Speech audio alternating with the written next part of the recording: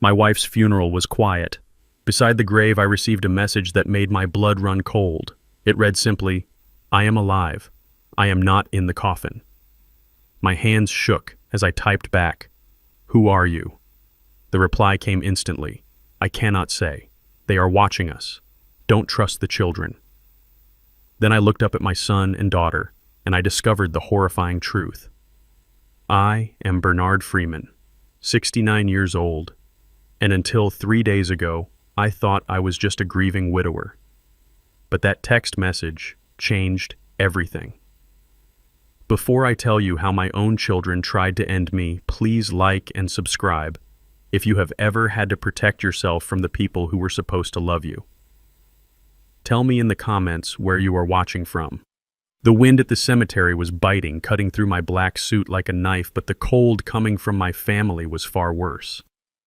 I stood at the edge of the open grave, staring down at the polished mahogany casket that supposedly held Esther, my wife of 40 years. My heart felt like a stone in my chest, heavy and lifeless. But as I looked around at the people standing with me, the grief began to mix with a creeping sense of unease. To my right stood Darius, my 35-year-old son. He was checking his Rolex for the third time in 5 minutes. He wasn't crying. He wasn't even looking at the grave. He was whispering into his Bluetooth earpiece, shielding his mouth with a gloved hand. I caught snippets of his conversation.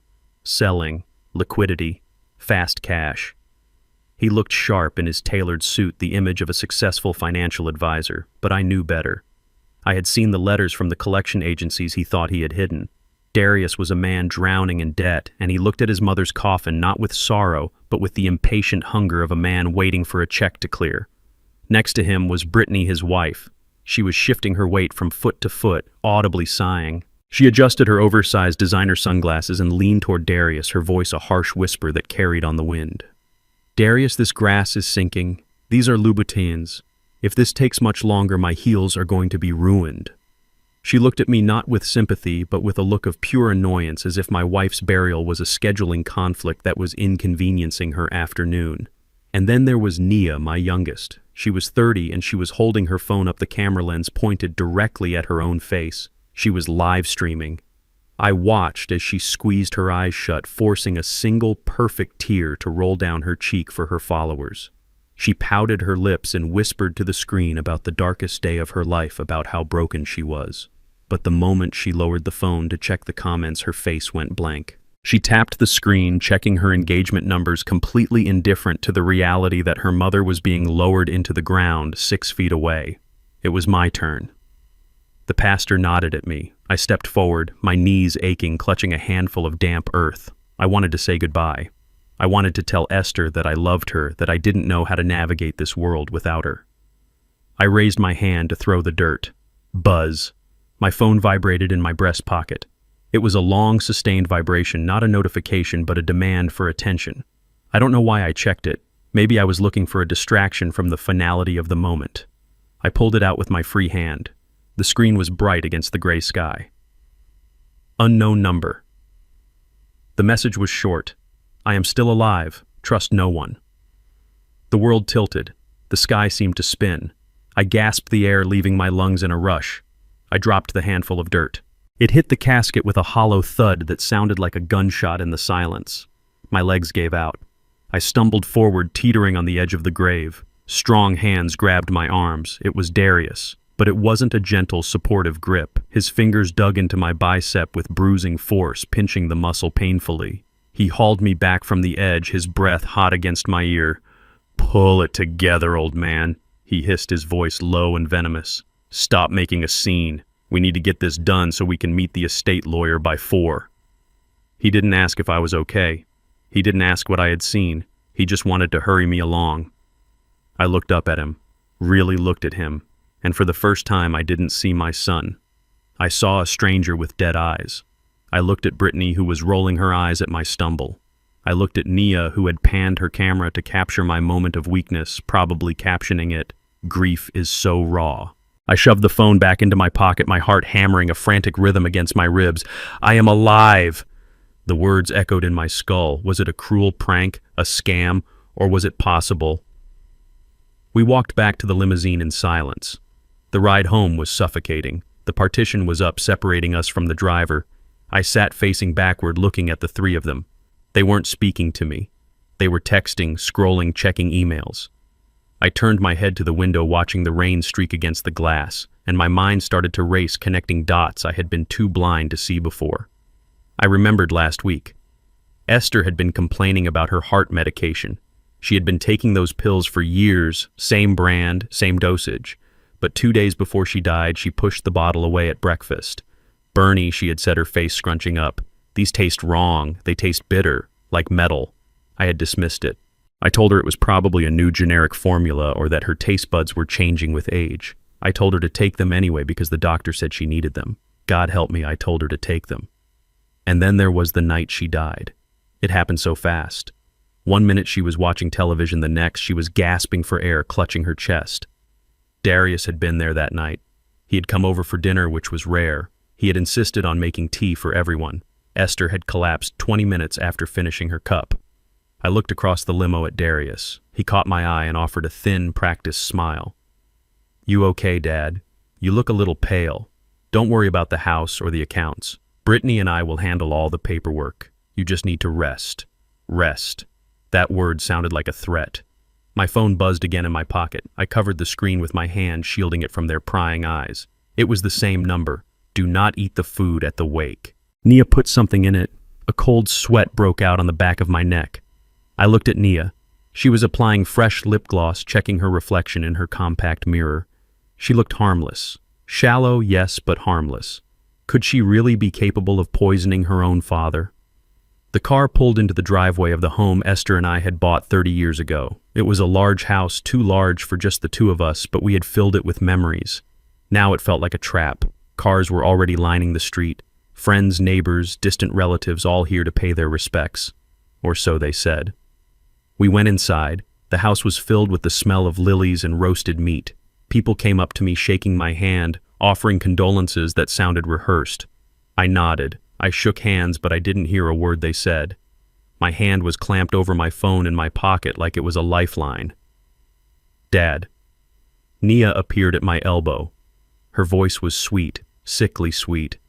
"You haven't eaten all day. You look like you're about to faint." She was holding a bowl of soup. It was a creamy potato soup, my favorite. Steam curled up from the surface. "I made this specially for you," she said, pushing the bowl into my hands. "It's your special recipe. I know how much comfort it brings you. Please, Dad, just eat a little bit. For Mom." The text message burned in my mind. Nia put something in it. I looked down at the soup. It looked normal. It smelled delicious. But as I looked closer, I saw tiny, undissolved flecks floating near the rim. Herbs, spices, or something else. I looked up at Nia. Her eyes were wide, expectant. She wasn't looking at my face. She was looking at the spoon. She was waiting. "I can't," I said, my voice trembling. "My stomach." "Dad, please," she insisted, her voice hardening just a fraction. "You need your strength. Just a few spoonfuls. Do it for me." She nudged my hand, forcing the spoon toward my mouth. The others in the room were watching now, the grieving daughter taking care of her elderly father. It was a performance, and I was the prop. I raised the spoon. I saw Darius watching from across the room, his body tense. Brittany had stopped talking to a neighbor and was watching me too. They were all watching. I brought the spoon to my lips. The smell was overpowering. My survival instinct kicked in sharp and sudden. I let my hand spasm. I jerked my wrist, crying out as if in pain. Oh, my hand. The bowl slipped from my fingers. It hit the hardwood floor with a wet crash. Porcelain shattered. The thick, creamy soup splattered everywhere, soaking into the expensive Persian rug Esther had loved so much. "Oh, Dad," Nia cried out, but there was no concern in her voice, only sharp frustration. "Look what you did. I'm sorry," I stammered, backing away. "I'm so sorry. I'm just so shaky." Before anyone could move to clean it up, Buster, our old golden retriever, came trotting into the room. He had been sleeping in the kitchen, but the smell of the food had woken him. He was a good dog, slow and gentle, my constant companion. "No, Buster," I shouted, lunging forward. But I was too slow. And I was supposed to be an old, frail man. I couldn't move fast enough without breaking character, without revealing that I was stronger than I looked. Buster lapped up a huge mouthful of the soup from the floor. He licked his chops, wagging his tail, and went in for more. Darius stepped forward. "Get the dog out of here," he snapped at Brittany.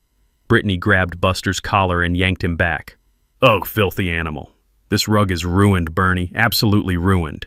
She dragged the dog toward the kitchen. I stood there watching the puddle of soup, my heart racing. Had I imagined it? Was the text message a lie? Was I just a paranoid old man losing his mind with grief? 5 minutes passed. The guests went back to their conversations. Naya was in the kitchen getting paper towels, muttering angrily under her breath. Then a sound cut through the chatter. A high-pitched yelp followed by a thud. It came from the kitchen. I ran. I didn't care if I looked spry. I ran to the kitchen. Buster was on the floor. His body was rigid, his legs paddling the air uselessly. Foam white and pink with blood was bubbling from his mouth. His eyes were rolled back in his head. He was seizing violently. "Buster." I fell to my knees beside him. The guests crowded the doorway. Gasps, screams. Brittany was standing over the dog, looking not at the dying animal, but at her dress, checking for splashes. "What's wrong with him?" someone shouted. Darius pushed through the crowd. He looked at the dog, then at the puddle of vomit on the floor, the soup. He looked at Naya. Nia's face had drained of all color. She wasn't looking at the dog with sadness. She was looking at it with pure, unadulterated terror. She looked guilty. "He's having a seizure," Darius announced loudly, his voice commanding the room. "He's had epilepsy since he was a puppy. Everyone back up. Give him air." That was a lie. Buster had never had a seizure in his life. He was healthy as a horse. Darius grabbed me by the shoulders and pulled me up. "Don't look, Dad. It's too upsetting for you. Go into the living room." He didn't want me to see. He didn't want me to connect the dots. But it was too late. I watched as Buster's movements slowed his breathing, turning into a wet rattle. I looked at Nia. She was trembling her hands over her mouth. She met my gaze, and for a split second the mask slipped. She wasn't sad about the dog. She was terrified because she knew that soup was meant for me. If I had eaten it, I would be the one foaming at the mouth on the kitchen floor. The text message was real. My wife was alive, and my children had just tried to murder me in my own home. The silence following Buster's collapse was broken not by weeping, but by a shriek of indignation. Brittany was pointing a manicured finger at the wet stain on the Persian rug where the soup had spilled. "Do you have any idea how much this cost?" she screeched. "This is vintage silk. It is ruined. Absolutely ruined." She wasn't looking at the dog, whose breathing was shallow and ragged. She was looking at the floor. Darius didn't even glance at her.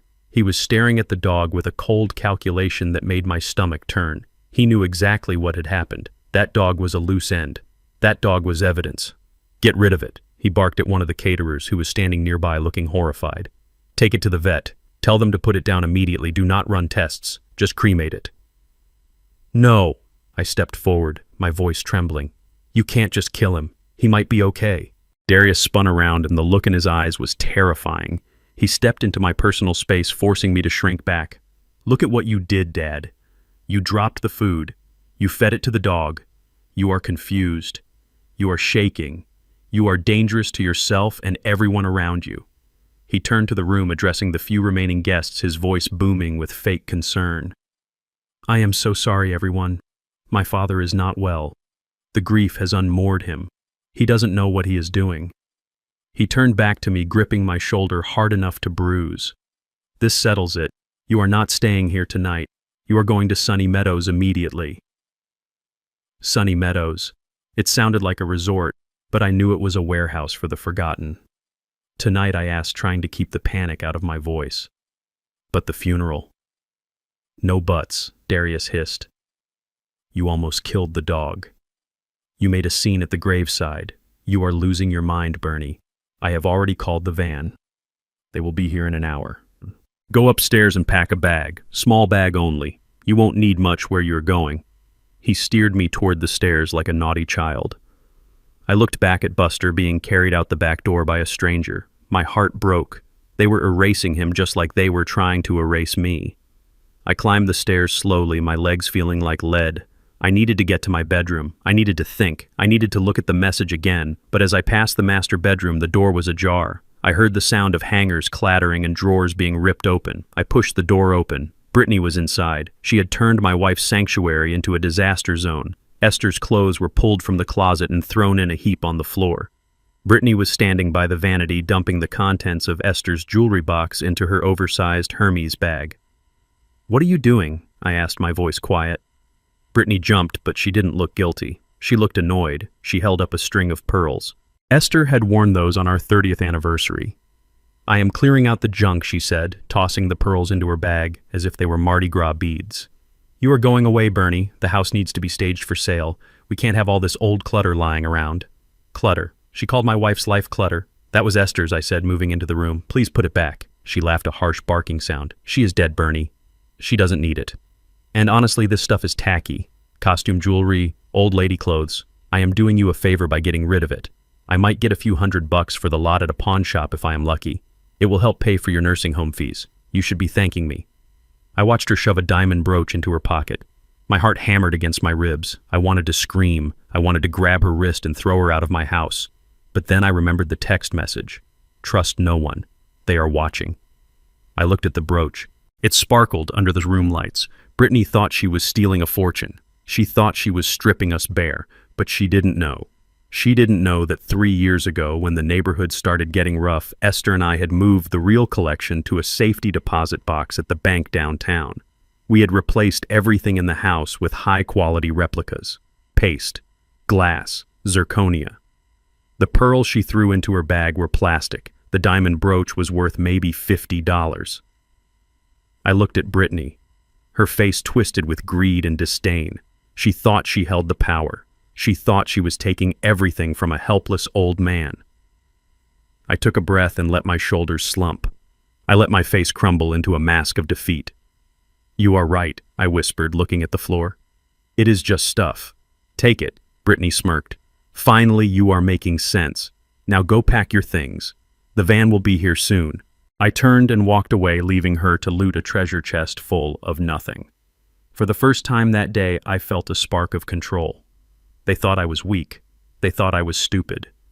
Let them think it. It would make their fall so much harder.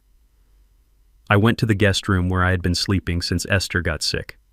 I packed a small bag just as Darius had ordered. A few shirts, my toiletries, and my notebook. The little black book where I kept my passwords and account numbers. I tucked it deep inside a pair of rolled-up socks. I heard heavy footsteps on the stairs. Darius appeared in the doorway, filling the frame. He wasn't smiling anymore. He held a sheaf of papers in one hand and a pen in the other. "We need to handle this before you go," he said, walking into the room. He didn't ask permission. He slammed the papers down on the dresser. "What is this?" I asked, eyeing the thick stack. "Power of attorney," Darius said impatiently. "Total conservatorship. Look, Dad, you clearly can't handle your own affairs. The dog incident proved that. This just lets me and Brittany handle the bills, sell the house, and manage your accounts while you get the help you need." I looked at the document. It was a license to steal. If I signed that, I was signing away my freedom. I was signing away my life. "I can't sign this, Darius," I said, my voice trembling not with fear but with rage I was trying to suppress. "I need to read it. I need a lawyer to look at it."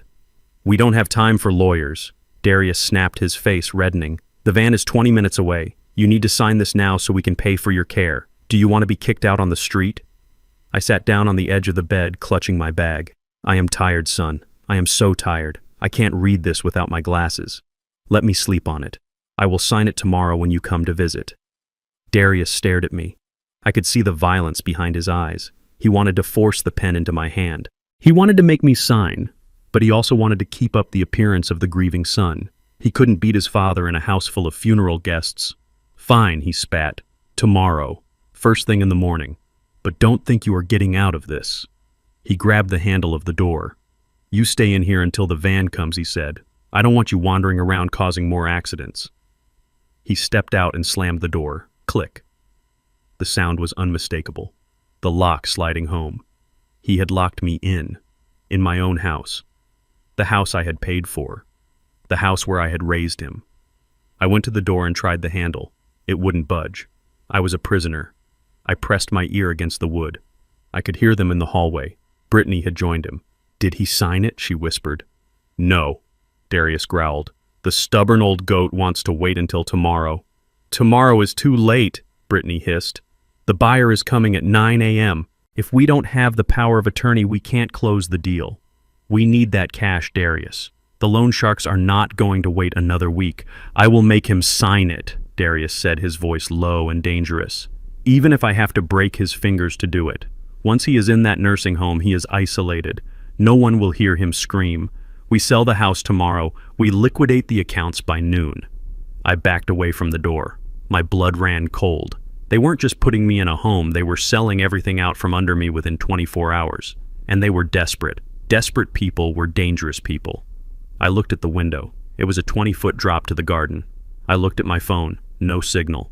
They must have turned off the Wi-Fi router and I was in a dead zone. I was trapped. And I had until morning before my son came back to break me.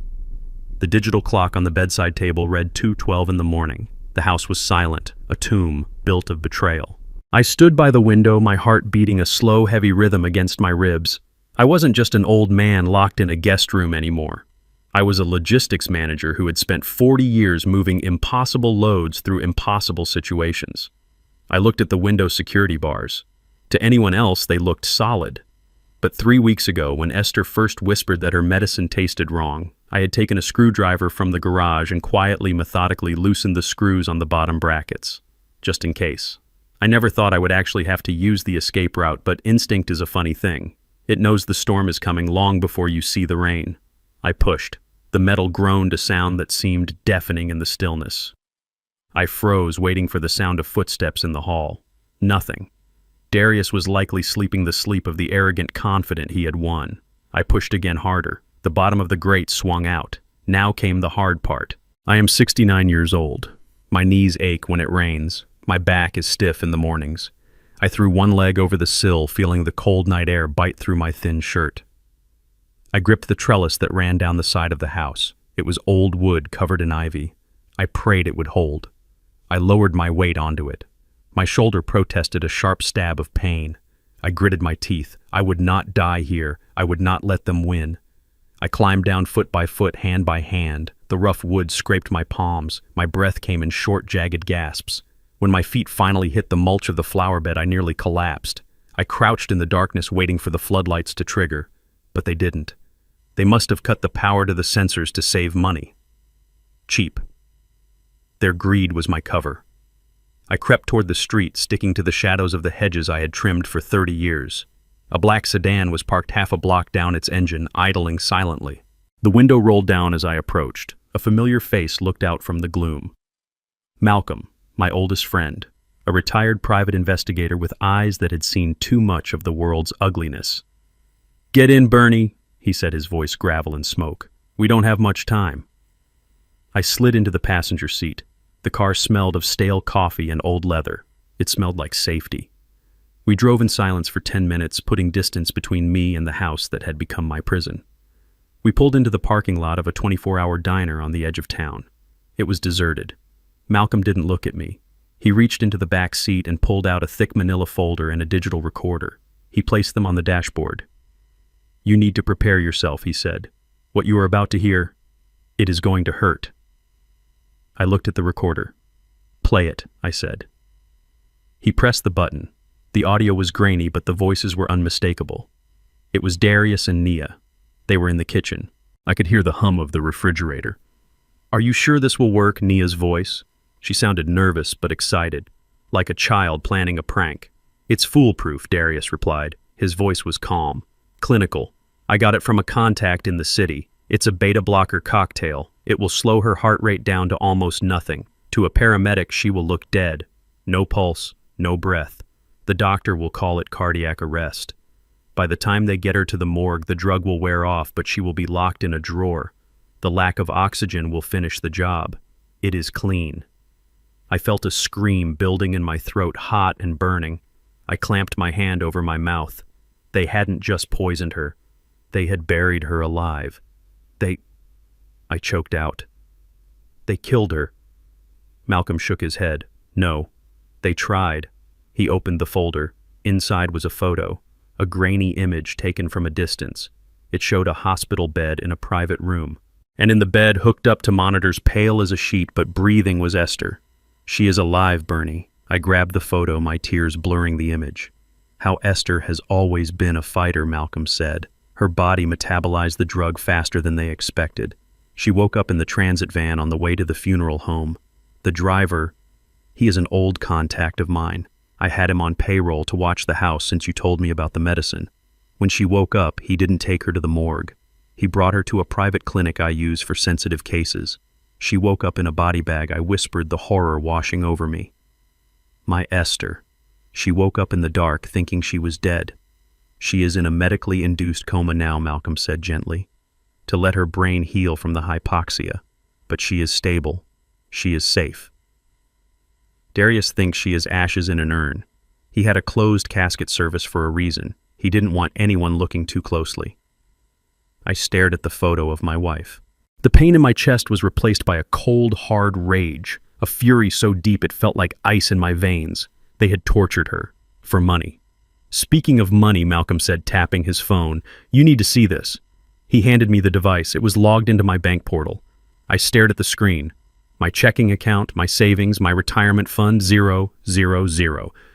Darius didn't wait for the power of attorney, Malcolm said. He forged your signature on a digital transfer authorization 3 hours ago. He drained $50,000. It is gone, Bernie. He wired it to an offshore shell company. It is untraceable. I looked at the zeros. $50,000. That was our safety net, our travel fund, our life. He thinks he has won, I said, my voice surprisingly steady. He thinks he has stripped me bare. He thinks I am a destitute old man who will rot in a state facility. I reached into my pocket and pulled out the small notebook I had smuggled out in my sock. I opened it to the back page. There was a series of numbers and coordinates written in code. He doesn't know about Georgia, I said. Malcolm raised an eyebrow. The farm, I thought that was just swampland. That is what I let everyone believe, I said. It is heir property. Land passed down without a will since Reconstruction. My great-grandfather bought it. It has been in the Freeman name for 100 years.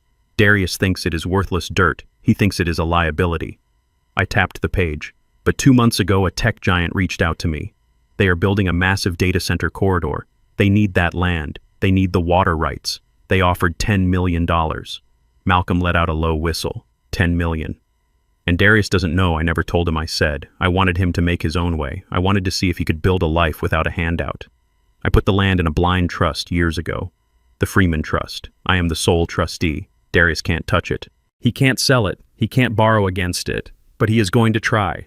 Malcolm said, I know I said closing the notebook. That is the trap. He is already spending money he doesn't have. He is probably promising that land to his loan sharks right now. I looked out the window at the dark parking lot. He took my $50,000. He tried to kill my wife. He tried to lock me away. He wants a war. I will give him a war. But I won't fight him with fists. I will fight him with the one thing he worships. I will fight him with money, and when I am done, he won't just be broke. He will be broken. Drive me back, Malcolm. Back to the house. Are you crazy? I have to go back, I said. If I disappear now, he will get suspicious. He will run. I need him to think he has won. I need him to think I am the confused, helpless old man he wants me to be. I need to sign those papers. Malcolm looked at me like I had lost my mind. You are going to sign the power of attorney. You are going to hand him the gun. I smiled a cold, humorless smile. I am going to sign it, but I am going to use my own pen. The ink fades in 24 hours. By the time he tries to use it, the paper will be blank. Take me back, Malcolm. The show must go on. The smell of frying bacon was the first thing to greet them. I sat at the kitchen table, the morning sun streaming through the window I had climbed out of only hours before. I had reattached the grate, tightened the screws, and wiped away my footprints. To the untrained eye, nothing had changed. I was just an old man enjoying a breakfast I had cooked for myself in a house that was no longer mine. I heard the footsteps on the stairs first. Heavy, urgent. Darius came around the corner, his tie already knotted, his phone in his hand. He stopped dead when he saw me. His eyes went to the guest room door, which was still locked from the outside, then back to me. His mouth opened and closed like a fish on a hook. Brittany was right behind him, wearing a silk robe that I recognized as one Esther had received for her birthday 5 years ago. She shrieked when she saw me clutching the lapels of the stolen robe. How did you get out? Darius demanded, his voice cracking. I locked that door. I have the key right here. I took a slow sip of coffee, letting the silence stretch. I looked at him with a vacant, watery smile. The door, son. It was wide open. I got hungry. You know how I get when my sugar drops. I made enough bacon for everyone. Do you want a plate? Darius stormed over to the guest room door. He rattled the handle. It was still locked. He looked at me with a mixture of fear and confusion. He was starting to doubt his own reality. That was good. An unstable enemy makes mistakes. I stood up, moving with the exaggerated stiffness of the elderly. I rinsed my plate in the sink. You were right, Darius, I said, keeping my back to him so he couldn't see the hard set of my jaw. I am not safe here. I get confused. I forget things, like the door. I could have sworn it was open. Maybe I am losing it. I turned around and looked at them. I tried to put every ounce of defeat I could muster into my posture. I slumped my shoulders. I let my hands tremble. Call the van, I said softly. I am ready to go to Sunny Meadows. I don't want to be a burden anymore. Brittany's eyes lit up. The fear vanished, replaced instantly by triumph. She didn't care how I got out. She only cared that I was giving up. She nudged Darius hard in the ribs. See, she hissed. He is lucid. Get the papers. Do it now before he changes his mind. Darius nodded, pulling a thick envelope from his briefcase. He cleared a space on the table, shoving aside my coffee mug. He laid out the power of attorney document. It was thick, dense with legal jargon, but the intent was simple. It gave him total control. My money, my house, my life. Sign here, he said, pointing to the line at the bottom. And here. And initial here. I patted my pockets, frowning. I need a pen. Darius held out a fancy gold fountain pen. Here, use mine. I shook my head, pushing it away. No. I can't write with those. The ink gets everywhere. I have my own. I always use my own pen for important business. It is bad luck otherwise. I reached into my shirt pocket and pulled out a plain blue ballpoint pen. It looked like something you would pick up for free at a bank. It was cheap plastic, scuffed and old.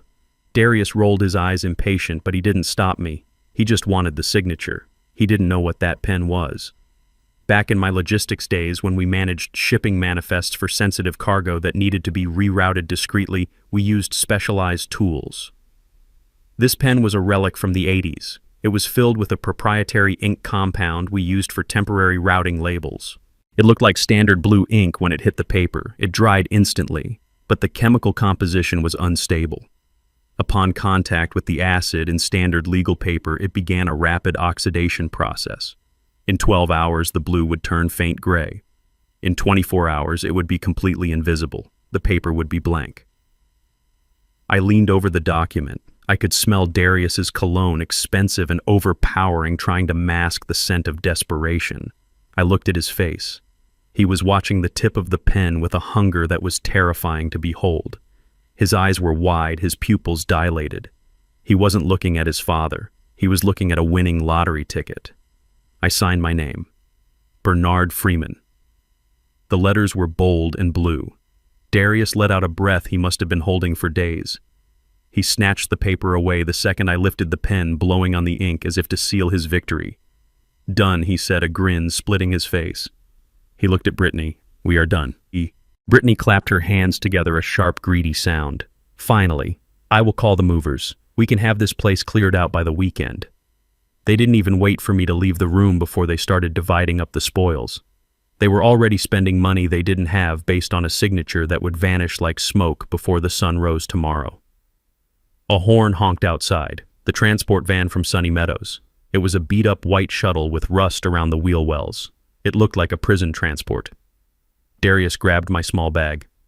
Let's go, Dad. Don't want to keep them waiting. He escorted me to the door, his hand firm on my back, pushing me out.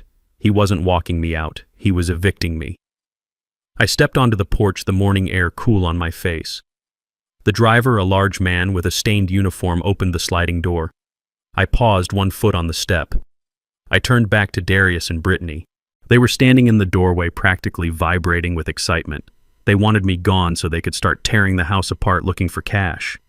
Wait, I said, patting my forehead as if I had forgotten something vital. The safe. Darius froze. What safe? In the basement, I said, lowering my voice to a conspirator's whisper. Behind the old boiler. I haven't opened it in 20 years. That is where I kept the bonds. The bearer bonds from the 80s. And the cash from the settlement. Brittany's eyes went wide. Bearer bonds, she whispered. Those are as good as cash. How much, Bernie? I shrugged, looking confused. I don't remember. Maybe 100,000, maybe more. I just left it there for a rainy day. But I can't remember the combination. Darius stepped forward, his greed overcoming his desire to get rid of me. Think Dad. What is the combination? I squinted, looking at the sky. It was a date, a special date. I looked at Darius, letting a soft, fatherly smile touch my lips. It was the day we brought you home, son. Your adoption day. April 4th, 0404. That was the happiest day of my life. So I made it the code to my treasure. It was a lie. There were no bonds. There was no cash. The safe was empty except for a single high-definition wireless camera I had installed 2 days ago pointing directly at the door. And the code wasn't his adoption day. That date meant nothing to him. He had never celebrated it. He only cared about his birthday. But he would try it. He would try every date he could think of. Darius looked stunned for a second, perhaps surprised that I held that memory so dear. But the sentiment evaporated instantly, replaced by the calculation of wealth. 0404. Got it. You should check it, I said. Just to be safe. Go, Darius said to the driver, slamming the van door shut. Take him. He didn't wave. He didn't say goodbye. He grabbed Brittany's hand and they turned, running back into the house. They didn't walk. They ran. They were like wild animals, scenting blood.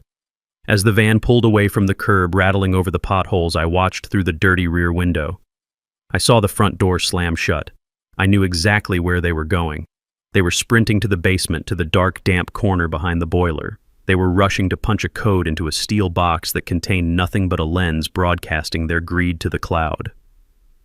I sat back in the seat, the vinyl sticky against my back. I was on my way to a warehouse for the dying with nothing but the clothes on my back and a fading signature on a piece of paper.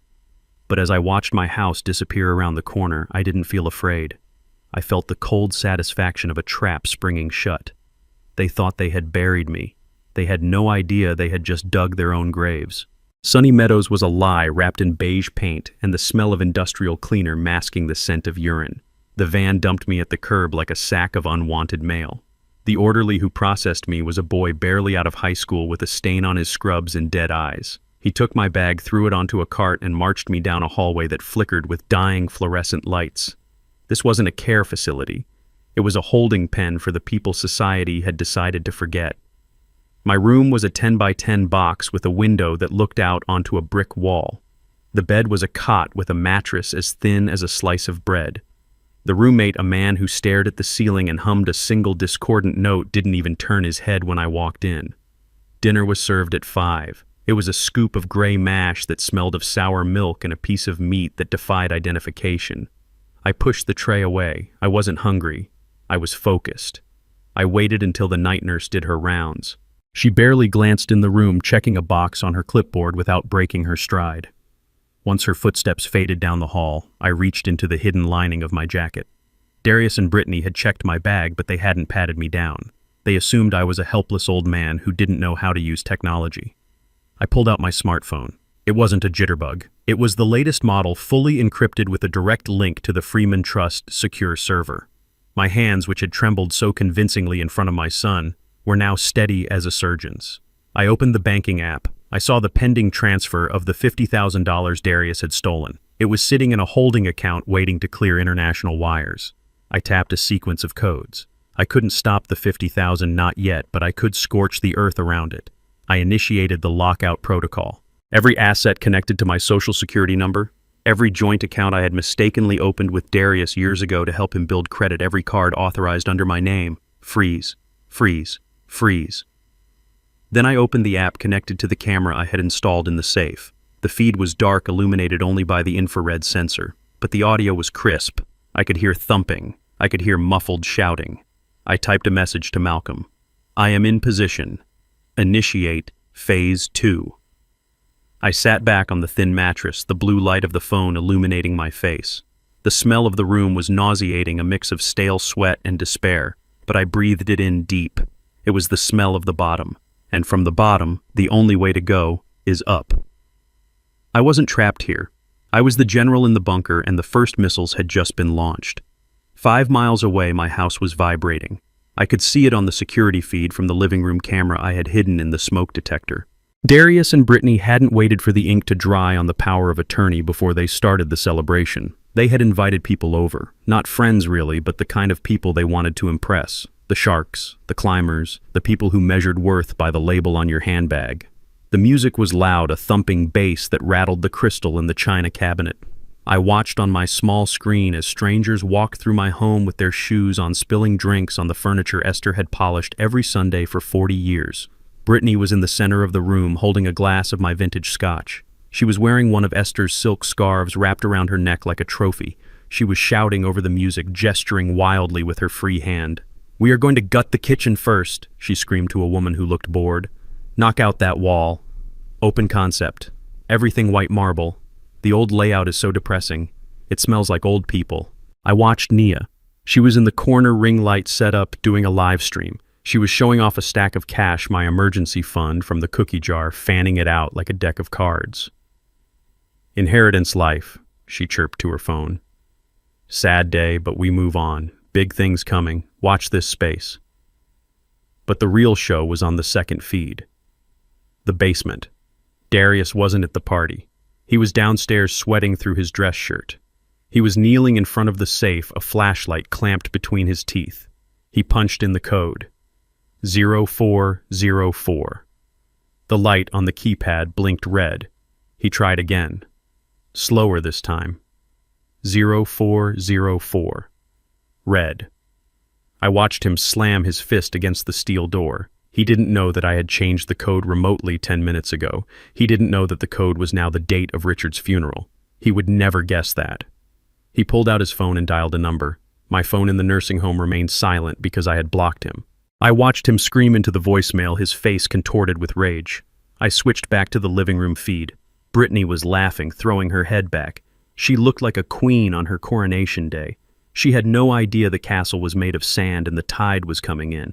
They were celebrating a victory that hadn't happened. They were spending money that didn't exist. They were dancing on the grave of a man who was watching them from the afterlife, holding the remote control to their destruction. The doorbell rang. I switched camera views to the front porch. It was a delivery driver struggling under the weight of 3 cases of Dom Perignon. This was it. The high-end liquor store downtown. Darius must have ordered it express. That order alone was worth $5,000. I watched Brittany sashay to the door. She threw it open, the noise of the party spilling out into the quiet street. Finally, she yelled, "We are dying of thirst in here. Bring it in. Put it on the island." The driver, a burly man who looked like he had no patience for rich people's nonsense, lugged the boxes inside. He set them down and pulled out a handheld card reader. "Total is $5,240, he said flatly. "Plus tip." Brittany waved a hand dismissively. She pulled a credit card from her pocket. It was my card, the Platinum Rewards card she had stolen from my desk. "Just swipe it," she said, not even looking at him. "And add 20% for yourself." She turned back to her guest, shouting, "Champagne is here, everyone! Get your glasses ready." The driver swiped the card. Beep. He looked at the screen. He frowned. He swiped it again. Beep. Brittany turned around, her smile faltering slightly. "What is the holdup? Card is declined," the driver said. Brittany let out a sharp, incredulous laugh. "Don't be ridiculous. That card has a $50,000 limit. Try it again." The driver sighed and swiped a third time. Beep. Declined. Pick up card. He held it out to her. "It is dead lady. Do you have another one?" The room went quiet. The music seemed to drop in volume. The guests, sensing blood in the water, stopped talking and turned to watch. Brittany's face flushed a deep, ugly red. She snatched the card back. "That is impossible. The old man must have messed up the bill." "Fine." She reached into her purse and pulled out another card. This one was hers, or rather a joint card attached to Darius's account. "Use this one, and hurry up. Swipe." Beep. Declined. The silence was deafening now. Even Naya had stopped streaming. She was staring at her mother with wide, horrified eyes. "There is a problem with your machine," Brittany snapped, her voice rising an octave. The driver looked her dead in the eye. "Machine works fine. I just ran a card at the house next door. Your money is no good. Darius came running up the basement stairs, drawn by the silence. He looked disheveled, sweat stains on his collar. "What is going on?" he demanded, trying to regain control of the room. "Your wife can't pay for the booze," the driver said, crossing his arms. "I need payment now or I am taking it back." Darius laughed, a nervous cracking sound. "Of course we can pay. Here." He pulled out his sleek black business card, the one he used to impress clients, the one linked to the account where he hid his commission checks.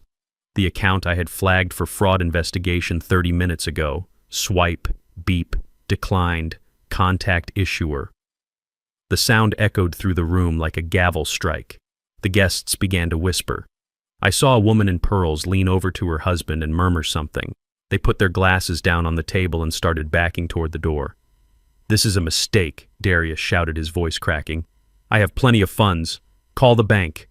"I am not calling anyone," the driver said. He grabbed the top case of champagne. "You want the bubbly, you pay cash. 5 grand. Right now."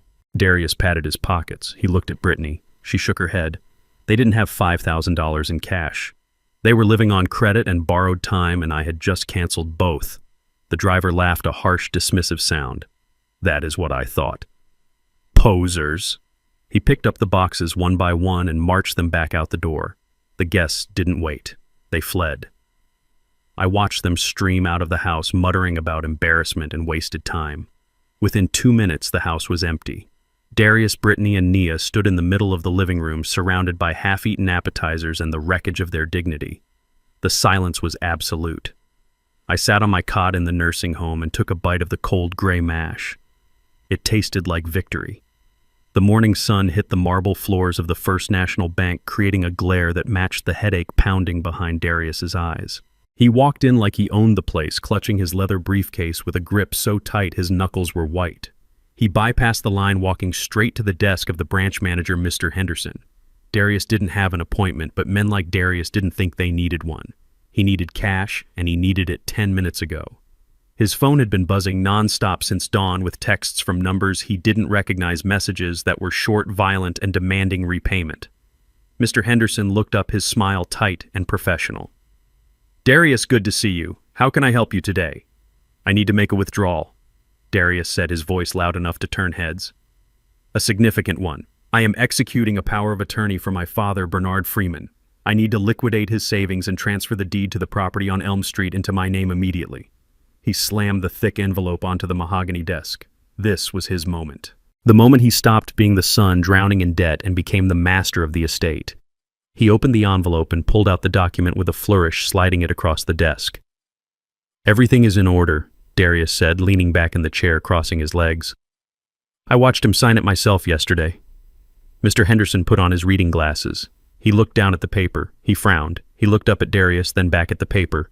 He flipped the page, then another. "Darius, is this a joke?" Mr. Henderson asked, his voice cooling. Darius scoffed. "A joke? I don't have time for jokes. Just process the transfer." Mr. Henderson spun the document around and pushed it back across the desk. "There is nothing here, Darius. It is blank." Darius stared at him. He looked down at the paper. The lines of text were there, the legal boilerplate, the clauses. But at the bottom of the page, where I had pressed my blue pen firmly into the fiber where the ink had flowed bold and bright just 24 hours ago, there was nothing. Just pristine white space. The signature was gone. The oxidation process was complete. "No," Darius whispered. "That is impossible. I saw him sign it. It was blue ink. It was right there." He grabbed the paper, holding it up to the light, shaking it as if he could shake the ink back into existence. "He used invisible ink." Darius shouted, his composure shattering. "That senile old bat used trick ink." Mr. Henderson reached for the silent alarm button under his desk. "Darius, please lower your voice. You are disturbing the other customers. If you don't have a signed legal document, I cannot give you access to Mr. Freeman's accounts. In fact, given the irregularity, I'm going to have to flag these accounts for potential fraud." "Fraud!" Darius screamed, slamming his fist onto the desk. "I am the victim here. He tricked me. He is sitting in a nursing home right now, laughing at me. Give me the money. It is my inheritance." 2 large security guards materialized at Darius's elbows. They didn't ask him to leave. They grabbed him. One took his left arm, the other his right. Get your hands off me. Do you know who I am? Darius thrashed his expensive suit jacket, tearing at the seam. I am a wealth manager. I will buy this bank and fire all of you. They dragged him backward across the lobby. His heels skidded on the marble. He looked like a petulant child being carried out of a toy store. The other customers watched in silence, their eyes wide. Darius was thrown out onto the sidewalk, his briefcase tossed after him. It burst open, scattering blank papers into the wind. He scrambled to pick them up, cursing, weeping, realizing that the golden ticket he thought he held was nothing but scrap paper. Across town, Brittany was walking into the glass-walled conference room of Prestige Realty. She was wearing her best power suit, trying to project an air of unbothered success despite the disaster of the party the night before. She needed a win. She needed to close a deal to get a commission check that would cover the minimum payment on her maxed-out credit card. Her boss, a stern woman named Mrs. Galloway, was already sitting at the head of the table. But she wasn't alone. 2 uniformed police officers stood by the window. The company's head of legal was there too, holding a thick file. Brittany stopped in the doorway, a fake smile plastered on her face. "Oh, I didn't know we had a meeting. Is this about the promotion?" "Sit down, Brittany," Mrs. Galloway said. Her voice was ice. Brittany sat, her eyes darting to the police officers. "What is going on?" "We received a tip this morning," Mrs. Galloway said. "An anonymous tip from a major shareholder in our parent company. They provided us with forensic accounting logs regarding your escrow accounts." Brittany's heart stopped. She had been skimming from the escrow funds for months, floating personal expenses and paying them back before anyone noticed. Or so she thought. "We did an internal audit," Mrs. Galloway continued. "You have embezzled over $12,000 in client funds to pay for luxury goods, handbags, shoes, champagne." "That is a lie," Brittany stammered, her face draining of color. "I would never." "We have the receipts, Brittany. And we have the digital trail." The shareholder who tipped us off was very thorough. She didn't know that the shareholder was a holding company I had acquired 10 years ago as a silent partner. I had been watching her career for a long time, waiting for her to slip. I didn't need to push her. I just needed to shine a light on what she was already doing. "You are fired, effective immediately," Mrs. Galloway said. "And these officers are here to escort you out. We are pressing charges for grand larceny." Brittany stood up, knocking her chair over. "You can't do this. My father-in-law is Bernard Freeman. He is rich. He will sue you into the ground." "Bernard Freeman is the one who sent us the file," Brittany, Mrs. Galloway said quietly. The air left the room. Brittany looked at the officers, then at her boss. The realization hit her like a physical blow. I wasn't just a senile old man. I was the architect of her destruction. She was led out of the office in handcuffs, passing by the cubicles of the co-workers she had looked down on for years. She was crying, her mascara running, pleading with anyone who would listen that it was all a mistake. But no one looked up. They just kept typing. 5 miles away, Nia was speeding down the interstate in her Porsche Cayenne. She was driving fast, weaving through traffic, desperate to get to the pawn shop before it closed. She had grabbed the silver from the dining room table before leaving the house, the only real thing left that wasn't glued down. She needed gas money. She needed to get away from the mess her family had become. She blasted music to drown out her panic. She checked her rearview mirror to admire her reflection, but instead of her own eyes, she saw flashing blue and red lights. "Damn it," she muttered, slapping the steering wheel. She pulled over to the shoulder, rolling down the window as the officer approached. She put on her best innocent smile, the one she used to get out of speeding tickets. "I am so sorry, officer," she chirped. "Was I going a little too fast? I am just so upset. My grandfather is in the hospital and—" "Step out of the vehicle, ma'am," the officer barked, his hand resting on his holster. Nia blinked. "Excuse me, step out of the vehicle, now." She opened the door and stepped out, her legs shaking in her designer boots. "What is this about?" "This vehicle was reported stolen 2 hours ago," the officer said, spinning her around and cuffing her hands behind her back. "Stolen!" Nia shrieked. "It is my car. My dad bought it for me." "The registration is in the name of Bernard Freeman," the officer said, "and Mr. Freeman reported it stolen this morning. He said a family member took it without permission and was fleeing the jurisdiction." Nia struggled against the cuffs. "My dad is Bernard's son. He gave me the car. The report says unauthorized use. And since the owner pressed charges, you are under arrest for grand theft auto." They put her in the back of the cruiser. She watched through the wire mesh as a tow truck backed up to her beloved Porsche. She screamed and kicked the window, but the sound was swallowed by the traffic. She was alone, arrested for stealing a car she thought was her birthright, reported by a grandfather she thought was helpless. That evening, the house was dark and silent. The electricity had been cut an hour ago. Darius, Brittany, and Naya, who had been bailed out by a friend using the last of her savings, sat in the living room by the light of a single candle. They looked like refugees from a war they didn't know they were fighting. Darius's suit was rumpled and stained. Brittany's eyes were swollen shut from crying. Nia was picking at her nail polish, shaking with residual adrenaline. "We have nothing," Darius whispered, staring into the flame.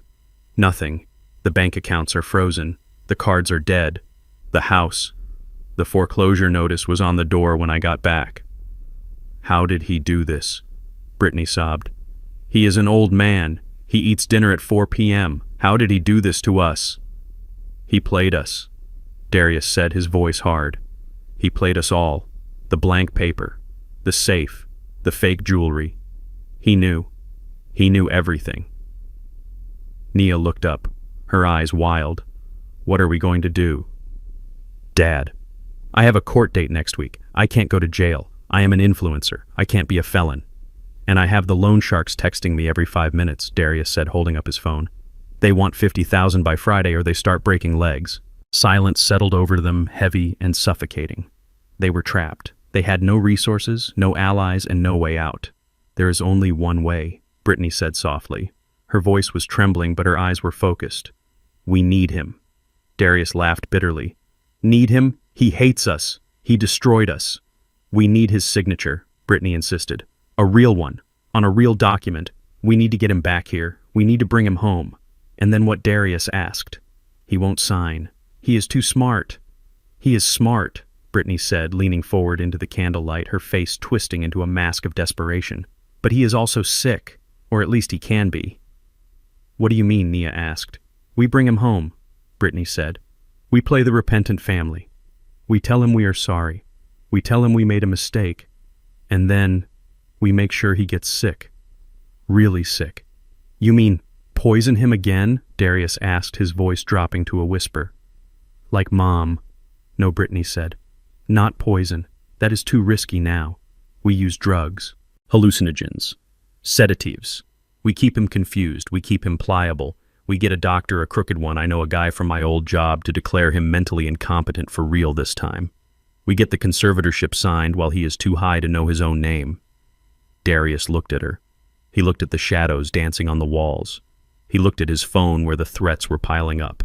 He didn't see a father he had wronged. He saw a signature that could save his life. "Fine," he said. "We go get him tomorrow. We bring him home. And we don't let him leave until we own everything." They huddled closer around the candle, plotting their final move, unaware that the camera in the smoke detector above their heads was recording every word, beaming their conspiracy directly to the cloud where I was watching, waiting, and preparing the final blow. They came for me just after lunch. I was sitting in the plastic chair by the window, watching rain streak the brick wall when the door flew open. It wasn't the orderly with the dead eyes. It was Darius and Brittany.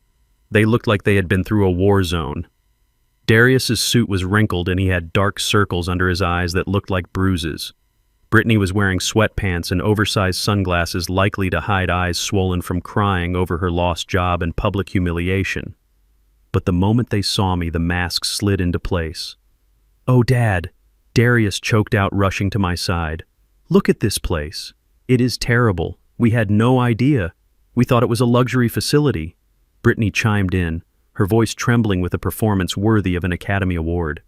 "We have been so worried, Bernie. We haven't slept. We realized we made a terrible mistake. We can't leave you here. You are family. You belong at home with us." I looked at them with my mouth slightly open, letting a little drool gather at the corner of my lips. I made my hands shake. I made my eyes lose focus. I had to sell this. I had to make them believe I was a broken, confused old man, so they would bring me back into the belly of the beast. "Home," I whispered, my voice raspy. "I want to go home. Is Esther there? Is she making roast?" Darius exchanged a look with Brittany, a look of pure relief mixed with predatory excitement. He patted my hand. "Yes, Dad. Mom is waiting for you. Let's get you out of here." They signed me out with a speed that was almost suspicious. They practically dragged me to the car. It wasn't the Mercedes. It was a rental sedan, cheap and smelling of stale cigarettes. They had lost their cars. Good. The ride back was tense. They tried to make small talk, asking me if I remembered where I kept certain documents, if I remembered my passwords, but I just rambled about the weather and my dog Buster asking if he had been fed. I saw Darius grip the steering wheel until his knuckles turned white. He was losing patience. He needed me lucid enough to sign, but confused enough not to ask questions. When we pulled into the driveway, the house looked dark. The lawn was overgrown. The curtains were drawn tight. It didn't look like a home anymore. It looked like a crime scene waiting to happen. They ushered me inside. The furniture was gone. The living room was empty save for a few folding chairs and a card table. They had sold everything they could carry. "Where is the sofa?" I asked, looking around in confusion. "We are redecorating, Dad," Brittany said quickly, guiding me toward the bedroom. "Just for you.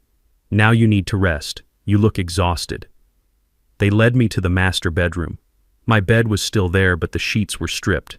They sat me down. "We have a surprise for you," Darius said. "A doctor, a specialist. He is going to give you something to help you think clearly, to help you feel better." A man walked in. He wasn't wearing a white coat. He was wearing a cheap suit that was too tight across the shoulders. He carried a black medical bag that looked like it had seen better days.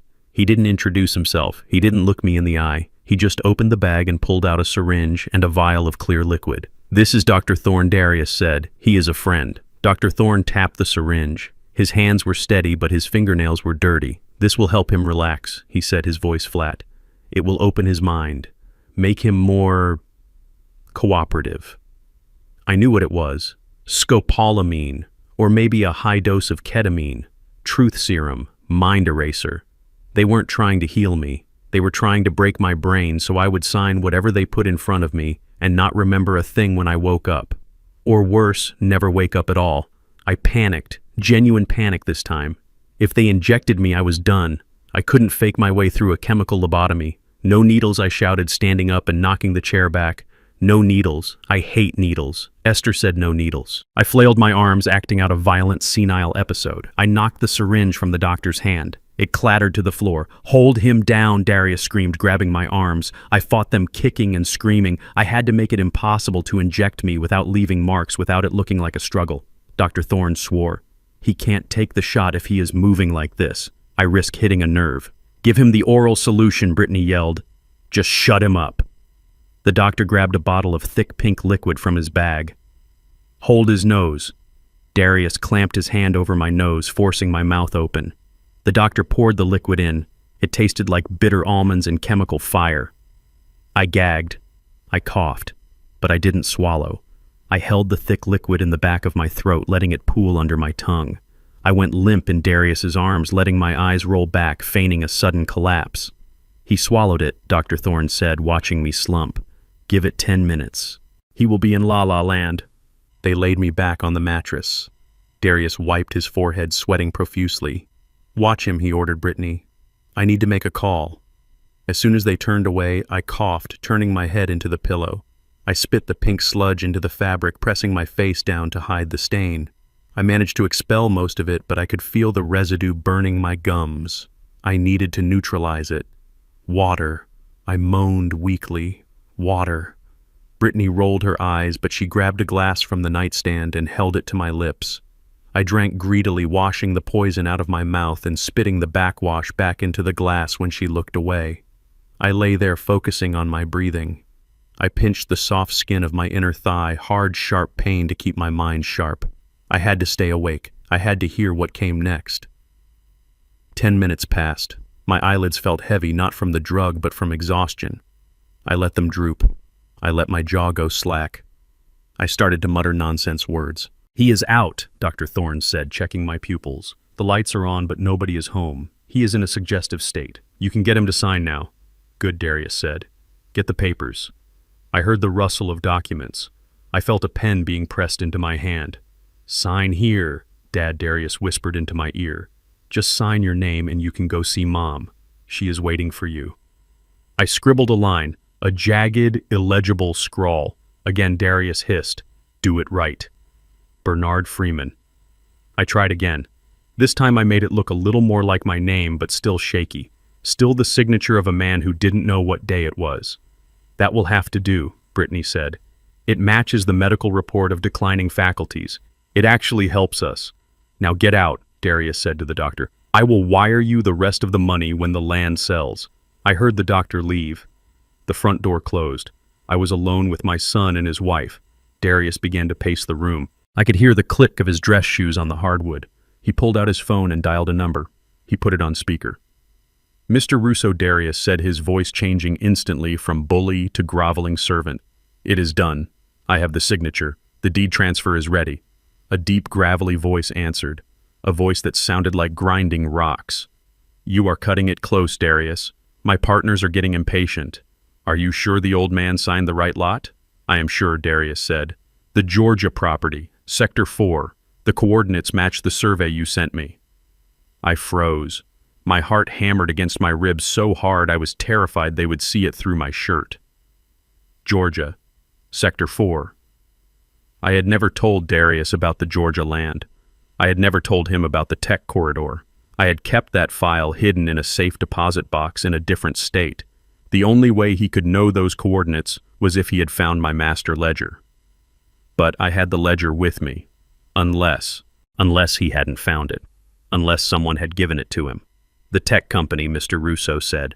"They are breaking ground in 3 days. They need that water rights access. They are paying $10 million for the acquisition. You give me the deed, I give you your life back, plus a finder's fee. You screw this up, and I take your kidneys." $10 million, Darius whispered. I thought it was just a few $100,000. "We did our homework, Darius." Mr. Russo laughed. "Your father was sitting on a gold mine, a data center hub, the most valuable dirt in the state, and the old fool was just growing pine trees on it. Bring me the deed tonight." "I will," Darius said. "I will be there in an hour." The call ended. Did you hear that Brittany whispered, her voice trembling with greed? $10 million. Darius, we are going to be richer than we ever imagined. We can pay off everything. We can move to Europe. We never have to work again. Darius laughed, a sound of pure manic relief. I knew it. I knew he was holding out on us, that selfish old bastard. He had $10 million in dirt, and he let me struggle. He let me drown in debt while he sat on a fortune. He walked over to the bed. I felt his hot breath on my face. "You hear that, Dad?" he whispered, thinking I was lost in a hallucinogenic fog. "I won. I took it all, and you are going to rot in this empty house until the state comes to collect you." He didn't know. He didn't know that the signature on that deed transfer was written with a shaky hand on purpose, but it was missing one crucial element. I hadn't used my middle initial. The deed to the Georgia land was registered to Bernard T. Freeman. Without the T, the transfer was invalid. It would be flagged by the county clerk instantly. And he didn't know that the Mr. Russo he was talking to wasn't just a developer. He was the head of the local syndicate, a man who didn't tolerate mistakes.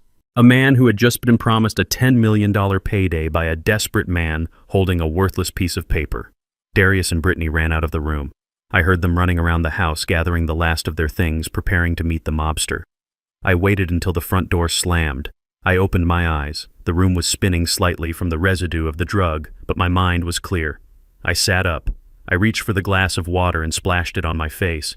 I pulled my phone from the hidden pocket in my undershirt. I dialed Malcolm. "They are heading to the warehouse district," I said, my voice raspy.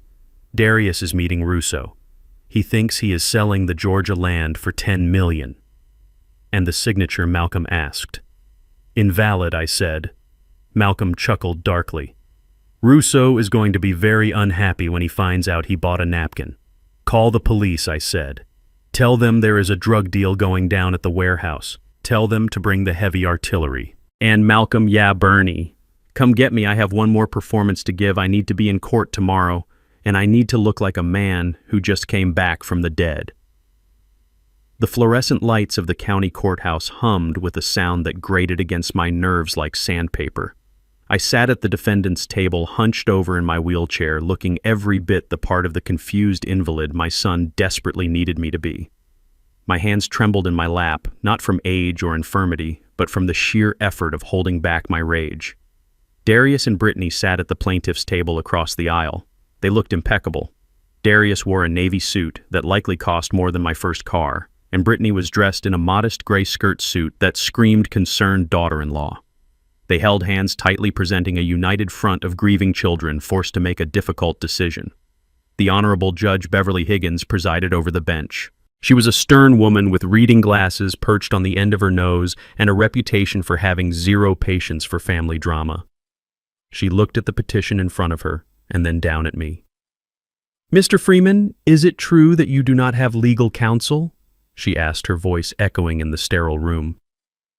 I looked up, my mouth slightly open, my eyes struggling to focus. I mumbled something incoherent about my dog Buster and looked around the room as if I did not know where I was. Darius stood up, smoothing his tie. "Your Honor, my father refused counsel. He insisted he didn't need it because he believes he is currently on a cruise ship in the Bahamas. This is exactly why we are filing for emergency guardianship. He is completely detached from reality." Judge Higgins frowned. "Proceed with your witness." Darius took the stand first. He was a master manipulator. He painted a picture of a slow, agonizing decline. He talked about the fire in the kitchen which he had staged. He talked about my wandering at night. He talked about my violent outbursts. It breaks my heart. "Your Honor," Darius said, wiping a non-existent tear from his eye, "I love my father. I owe him everything. But yesterday he attacked me. He didn't recognize me. He thought I was an intruder. He tried to stab me with a kitchen knife. If we don't get control of his medical and financial decisions immediately, he is going to hurt himself or someone else. We just want to protect him. We want to put him in a facility where he can get the 24-hour care he deserves." I gripped the armrest of my wheelchair. He didn't want to protect me. He wanted to lock me away in a padded room so he could sell my assets to pay off the mob. Then it was Brittany's turn. She walked to the witness stand with her head bowed, clutching a tissue. She sat down and looked at me with an expression of pure terror. It was a performance worthy of Broadway. "Mrs. Freeman, tell the court what happened yesterday," the lawyer asked. Brittany took a shaky breath. "We brought him home from the first facility because we thought we could care for him. But he became violent. He started screaming at me, calling me names. He hit me." She pulled down the collar of her blouse, revealing a dark purple bruise on her collarbone. I knew exactly where that bruise came from. She had walked into a doorframe 2 days ago while drunk on my expensive champagne. "He struck me." "Your Honor," she sobbed. "He said I was stealing his money. He is paranoid. He thinks everyone is out to get him. I am terrified to be in the house with him, but I can't leave him alone. Please grant us guardianship. It is the only way we can keep everyone safe." The courtroom was silent. Judge Higgins looked at me with pity and concern. The narrative was perfect. The evidence seemed irrefutable. A violent, senile old man and his loving, long-suffering children. Darius looked at me and smirked. It was a small, barely perceptible quirk of his lips, but I saw it. He thought it was over. He thought the gavel was about to fall. It was time. The heavy oak doors at the back of the courtroom swung open. A man walked in. He was tall, carrying a leather briefcase that looked heavy.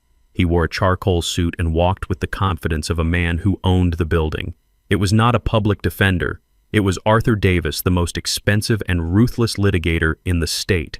Malcolm had hired him 3 hours ago using the emergency funds from the Freeman Trust. Judge Higgins looked up over her glasses. "Who are you, and why are you interrupting my proceedings?" Arthur Davis walked past the bar and placed his briefcase on my table. "I am Arthur Davis, Your Honor, and I am entering my appearance as counsel for Mr. Bernard Freeman." Darius stood up, his face flushing red. "Objection. My father is incompetent. He cannot hire a lawyer. He doesn't even know what day it is." Mr. Davis turned to Darius, his smile cold and sharp. "On the contrary, Mr. Freeman, your father hired me this morning, and he was quite specific about his instructions. He would like to present evidence to refute your claims." Judge Higgins looked intrigued. "Evidence? What kind of evidence?" "Digital forensics." "Your Honor," Mr. Davis said, pulling a laptop from his bag and plugging it into the court's AV system. "If the plaintiffs claim Mr. Freeman is mentally incompetent and unaware of his surroundings, perhaps we should examine the environment they have created for him." Darius looked at Brittany. Panic flickered in his eyes. They hadn't swept the house for bugs.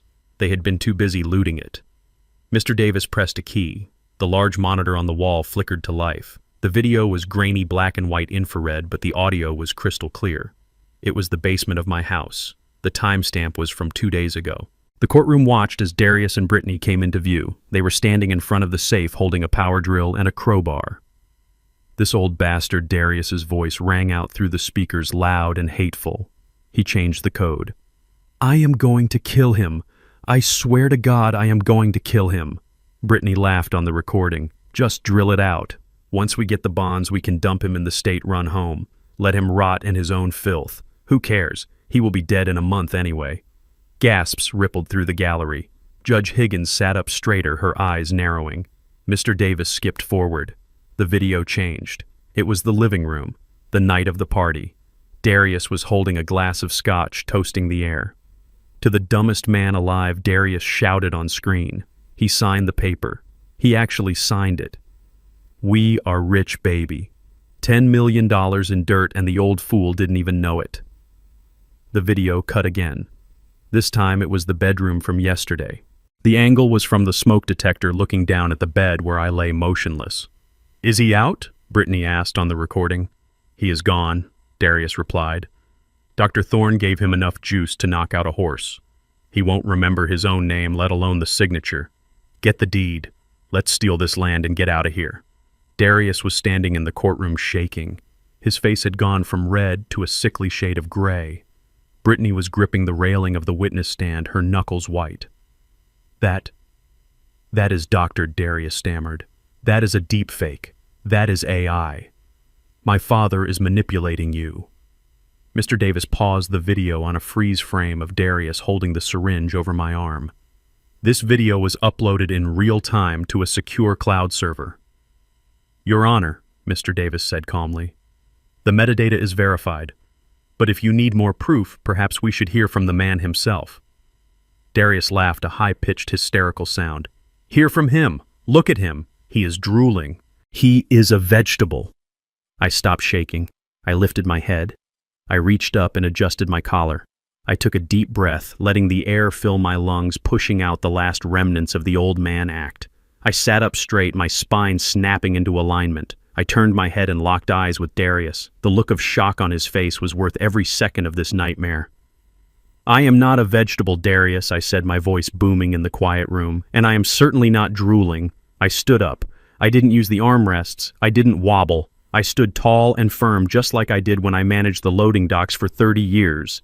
Brittany let out a small, strangled squeak. "Your Honor," I addressed the judge, my voice steady and clear. "My son and his wife have engaged in a systematic campaign to defraud me, poison me, and imprison me. They have forged my signature, stolen my identity, and attempted to coerce me into signing away property rights worth millions of dollars." Judge Higgins looked at me stunned. She looked at the video, still frozen on the screen. She looked at Darius, who was now backing away toward the aisle. "Mr. Freeman," she said, "you seem remarkably lucid." "I am, Your Honor," I said, "but I wasn't yesterday." Mr. Davis handed me a file. I opened it and pulled out a medical report. "This is a toxicology report from a blood sample taken 2 hours ago at University Hospital," I said, handing it to the bailiff. "It shows high concentrations of scopolamine and benzodiazepines in my system, drugs that are not prescribed to me, drugs that cause confusion, memory loss, and compliance." I pointed a finger at Darius. "My son had a man he called a doctor inject me with these drugs yesterday afternoon to force me to sign a deed transfer. He didn't care if the dosage killed me. He only cared about the money." Darius looked around the room. He saw the bailiffs moving toward the doors, blocking the exits. He saw the judge's face hardening into stone. "It is a lie," he screamed, losing all control. "He is lying. He is the one who is crazy. He has a secret fortune. He has millions, and he wouldn't give me a dime. I deserve that money. I am his son. You are a thief," I said, cutting him off. "You are a predator. You looked at your mother's coffin and saw a payday. You looked at me and saw an obstacle." I took a step toward him. "You wanted a signature, Darius. You wanted power of attorney. Well, you got it. But you signed it with invisible ink on a blank page. And the deed you tried to sell to your mob friends last night. It was invalid. I left out my middle initial. You sold them a worthless piece of paper." Darius's eyes went wide with true horror. The realization hit him. He hadn't just lost the court case. He had defrauded the Italian syndicate. He was a dead man walking. Judge Higgins banged her gavel. It sounded like Judgment Day.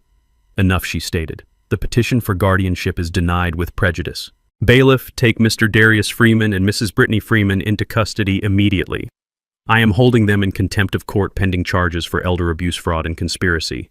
No! Brittany shrieked as the bailiff grabbed her arm. It wasn't me. It was him. He made me do it. Darius didn't scream. He just stared at me, his eyes empty. Why, he whispered as they cuffed him. Why didn't you just give me the money? I looked at him and I felt nothing. No anger, no sadness. Just the cold clarity of a ledger balanced. Because you didn't earn it, I said, and you certainly don't deserve it. They dragged them out the side door. The courtroom was silent again. I looked at the judge. Thank you, Your Honor, I said. She nodded slowly. Mr. Freeman, I suggest you get a restraining order, and maybe a security detail. I don't need a detail, I said, buttoning my jacket. I have a clean slate. I turned to Mr. Davis. Let's go, Arthur.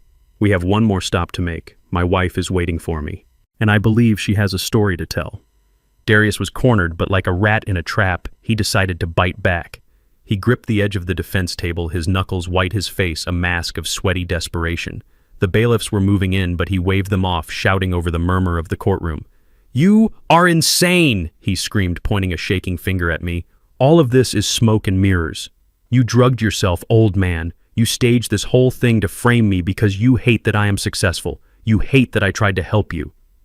He turned to the judge, his eyes wide and manic. Your Honor, you cannot believe him. He is paranoid. He creates fantasies, just like with Mom. He blames me for her death, but everyone knows she had a bad heart. It was natural causes. She died in her sleep. I was the one who found her. I was the one who tried to perform CPR while he just stood there in shock. I tried to save her life. I watched him lie. It was breathtaking in its audacity. He was rewriting history in real-time, banking on the fact that the only person who could contradict him was ashes in an urn. He thought he was safe because dead women tell no tales. He thought the closed casket funeral and the rushed cremation had erased his sins. He looked at the gallery playing to the audience. I loved my mother. I would never hurt her. Her heart gave out. The coroner signed off on it. There was no autopsy because it was clearly natural. My father is twisting a tragedy into a conspiracy theory because he is sick. He needs help, not a victory lap. Brittany nodded vigorously beside him, her tears drying up as she latched onto this new lifeline. Yes, she hissed. Esther was sick for years. We all knew it was coming. Darius was a saint to her. He visited her every week. He brought her special teas. Special teas. I felt a surge of bile in my throat. Darius gained confidence seeing the judge hesitate slightly. Without a body, there was no proof of murder.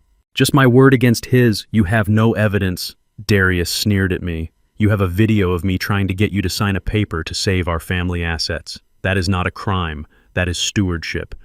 But you have nothing on Mom. She is gone. Let her rest in peace and stop dragging her memory through the mud to hurt me. Mr. Davis, my lawyer stepped forward. He didn't look at Darius. He looked at the bailiff standing by the double doors at the back of the room. Your Honor, Mr. Davis said, his voice cutting through Darius's rant like a razor. The defense claims there is no evidence regarding the death of Esther Freeman. The defense claims the witness is deceased. However, we would like to call a surprise witness to the stand. Darius laughed a sharp, barking sound. Who are you going to call? A medium. Are you going to hold a seance? Mr. Davis smiled. No, Mr. Freeman. We are calling the victim. The heavy oak doors swung open. The sound of the hinges groaned in the silence. Every head in the courtroom turned. Darius froze his mouth half open in a mockery of a smile. Brittany gripped the table so hard her fingernails scraped the wood. A wheelchair rolled into the room, pushed by Malcolm, and sitting in it, frail but upright, wearing her Sunday best blue dress, was Esther. She was pale. Her hair was thinner than before, but her eyes were bright and focused, and they were locked on her son. The sound that came out of Darius was not human. It was a strangled gurgle, a sound of a mind snapping under the weight of an impossible reality. He stumbled back, knocking his chair over. He scrambled away from the aisle as if he were seeing a demon. Mom, he whispered, his voice barely audible. Brittany screamed. It was a high, piercing shriek of pure terror. She covered her face with her hands, shaking violently. No, no, no. She is dead. We burned her. We paid for the cremation. Nia, who had been sitting in the back row trying to make herself invisible, stood up. Her face drained of all color. She looked from her mother to her brother, then back to the door. She started to hyperventilate, gasping for air, clutching her designer handbag to her chest. She had put the poison in the food at the wake, but she knew Darius had handled the main event. She knew her mother was supposed to be Ash. Seeing her flesh and blood was too much. Her knees buckled and she slid down the wall to the floor, sobbing silently. The courtroom erupted. The judge banged her gavel, but no one heard it. The shock was absolute. Esther didn't look at the chaos. She kept her eyes on Darius. She signaled Malcolm to push her forward. The wheels squeaked softly on the floor. It was the only sound Darius could hear. He was pressed against the prosecution table, trapped. He stammered. "You are a ghost." "I am not a ghost," Darius, Esther said. Her voice was weak, raspy from the damage to her throat, but it carried to every corner of the room. "I am your mother, and I am very much alive." She rolled past him to the witness stand. The bailiff helped her transfer from the wheelchair to the seat. She took the oath, her hands steady on the Bible. Mr. Davis approached her gently. "Mrs. Freeman, can you tell the court what happened on the night of October 14th? Esther took a deep breath. She looked at the judge, then at the jury, and finally she turned her gaze back to the man she had given birth to. "It was a Tuesday," she began. "Darius came over for dinner. That was rare. He usually only came when he needed money. But he was sweet that night. He brought me a special blend of herbal tea. He said it would help with my heart palpitations." She paused, taking a sip of water. The room was so quiet you could hear the hum of the air conditioning. "It tasted bitter," she continued, "like copper. I didn't want to drink it, but he insisted. He said he had it specially made. He stood over me until I finished the cup." Darius was shaking his head, tears streaming down his face. "No, Mom, stop. Please stop." 10 minutes later, my chest felt heavy, Esther said, ignoring him. My arms went numb. I tried to call out to Bernie, but my throat wouldn't work. I couldn't move. I couldn't breathe. I slid out of my chair onto the floor. She looked at me, and for a moment her eyes softened, filled with the love we had shared for 40 years. Then they hardened again as she looked at Darius. "I was paralyzed," she said, "but I could still hear. I could still see. I saw Darius standing over me. He didn't call 911. He didn't check my airway. He checked my pulse." Gasps rippled through the gallery. The judge looked horrified. "He checked my pulse," she repeated. And then he smiled. He pulled out his phone and called his wife. I heard him say exactly these words. "The witch is dead. Get the papers ready. We are rich." Brittany was sobbing loudly now, rocking back and forth. "Stop it! Stop it! Stop it!" "He left me there on the rug," Esther said. "He waited 20 minutes before he started screaming for help. He waited until he was sure I was gone. When the paramedics came, I tried to move my finger. I tried to blink, but I was locked in my own body. I heard them pronounce me dead. I felt them put me in the bag. I felt the zipper close over my face." She leaned forward, her voice dropping to a terrifying whisper. "Do you know what it is like to be trapped in the dark, knowing your own son put you there? Knowing you are on your way to an oven because your child wanted to buy a bigger house?" Darius collapsed. He fell to his knees, sobbing into his hands. "I didn't mean to hurt you, Mom. I just needed the money. It was supposed to be painless." "You buried me alive," Esther said, her voice ringing with judgment. "If not for Malcolm and the driver, I would be ash right now. You didn't just kill me, Darius. You erased me. And for what? For greed." Mr. Davis turned to the judge. "Your Honor, I believe the witness has established that the defendant's claims of natural causes are entirely fabricated. We move to add attempted murder to the charges." Judge Higgins looked at Darius, who was a heap of broken arrogance on the floor. She looked at Brittany, who was catatonic with fear. She looked at Naya, who was being attended to by a medic in the back. Motion granted, the judge said, her voice trembling with suppressed rage. Darius looked up, his eyes red and swollen. "Mom, please. I am your son. Forgive me." Esther looked at him. She didn't cry. She didn't waver. "I have no son," she said. "My son died a long time ago. You are just a stranger who wears his face." She turned to me. "Let's go home, Bernie. I am tired." The bailiffs hauled Darius to his feet. He screamed as they dragged him away, but his screams meant nothing. The truth had been spoken, and it was heavier than any sentence the court could pass. I walked over to Esther and took her hand. It was warm. It was real. And together we watched them take the monsters away. The bail bondsman looked at me like I was crazy. He tapped the glass partition with a pen, gesturing to the 3 figures slumped on the metal bench in the holding cell. "You sure about this, Mr. Freeman?" he asked. The judge set the bail high. "If they run, you are on the hook for $500,000. I looked at Darius, Brittany, and Naya. They looked small. Stripped of their designer clothes, their phones, and their arrogance, they looked like what they were. Children who had broken something they couldn't fix. "I am sure," I said, pulling out the checkbook from my pocket. "I want them released into my custody for 24 hours. Darius looked up when he heard my voice. Hope flared in his eyes, pathetic and desperate. "Dad," he croaked, rushing to the bars. "I knew it. I knew you wouldn't leave us in here. It was a mistake, Dad. A terrible mistake. We can explain everything." I didn't answer him. I signed the check. I handed it to the bondsman. I wasn't doing this out of love. I wasn't doing it out of mercy. I was doing it because prison was too safe for them right now. In prison, they were protected by guards and bars. In prison, the consequences of their outside actions couldn't reach them. But Darius had made a deal with the devil to sell land that wasn't his. And the devil was waiting. I drove them back to the house in silence. They sat in the back of my rental car, huddled together, whispering. They thought I was saving them. They thought I was the old soft touch who would fix everything. When we pulled into the driveway, the house was dark. It looked like a skull, empty and hollow. "You stay here tonight," I said, unlocking the front door. "Don't leave. The police have trackers on your ankles. If you step off the property, you go back to jail, and I revoke the bail." But Dad, Darius pleaded. "We have no food, the electricity is off." "Figure it out," I said. "You are the smart one, Darius. You are the financial wizard." I turned and walked back to the car. "Wait," Brittany screamed. "Where are you going?" "You can't leave us here alone." I got in the car and rolled down the window. "I am going to a hotel with my wife," I said. "Sleep tight." I drove away, but I didn't go far. I parked down the street, logged into the remote security app on my phone, and watched. I had reactivated the cameras and the backup generator for the security system. I wasn't going to miss this. Inside the house, the panic set in immediately. The house was stripped bare from their earlier looting. No beds, no chairs, just the card table and the empty walls. "What are we going to do?"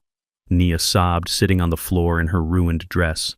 "I can't go back to jail. It smells like bleach and despair." "Shut up," Darius snapped, pacing the empty living room. "We need to think. Dad bailed us out. That means he still cares. We can work him. We just need time." "Time?" Brittany laughed hysterically. "We don't have time. We have court in the morning. And we have—" She stopped. A car had pulled up outside. Not a police cruiser, not a taxi. It was a black SUV with tinted windows. Then another, and another. Darius froze. He ran to the window and peeked through the blinds. His face went white. "Oh, God," he whispered. "It is Russo." "Who?"